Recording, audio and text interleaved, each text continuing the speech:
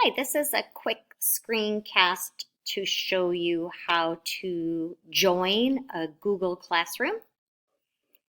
You go to your Gmail or your Google account. So here I have the Google account, or here I have my Gmail.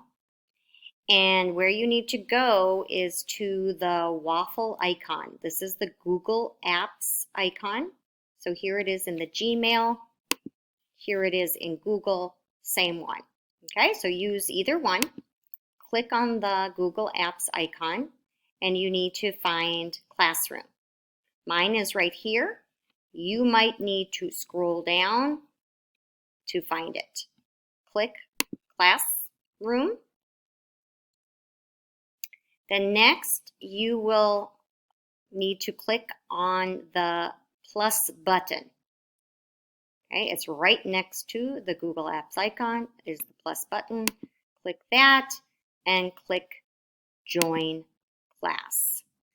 Then you will see a box that you need to put the class code in. The class code is in your email.